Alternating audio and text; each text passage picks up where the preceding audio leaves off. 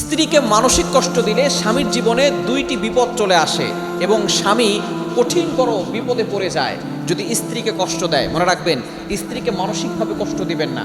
বর্তমানে অনেক স্বামীরা তো এমন আছে, স্ত্রীর বাবার বাড়ি থেকে যদি যৌতুক না আসে, টাকা পয়সা না আসে, বাইক না আসে এবং ঈদের সময় আসলে ইফতার না পাঠায়, তাহলে দেখা যাচ্ছে তারা স্ত্রীর উপরে আক্রমণ করে বসে এবং স্ত্রীকে আঘাত পর্যন্ত করতে থাকে। খবরদারিটা করবেন না, স্ত্রীকে মানসিক কষ্ট দেওয়া যাবে না। এবং আল্লাহ তাআলা নিজে বলে দিয়েছেন স্ত্রীদের সাথে ভালো আচরণ করতে হবে। কোরআন খুলেন 4 নম্বর পারা 20 নম্বর পৃষ্ঠা 3 নম্বর লাইন, সূরা নিসার 19 নম্বরে আল্লাহ বলছেন, ওয়াশিরুহুন্না বিল মারুফ, you treat your wives well. তোমরা তোমাদের স্ত্রীদের সাথে ভালো আচরণ করো, স্ত্রীদের সাথে কখনো খারাপ আচরণ করবেন না।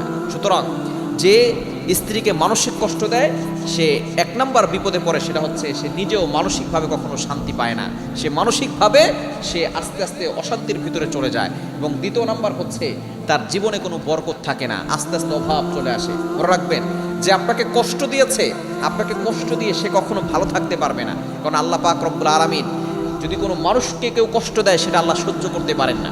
এজন্য আপনি শুধু চুপ থাকবেন, যে আপনাকে কষ্ট দিয়েছে, দেখবেন আপনার পক্ষ থেকে আল্লাহ পাক রব্বুল আলামিন ফয়সালা করবেন।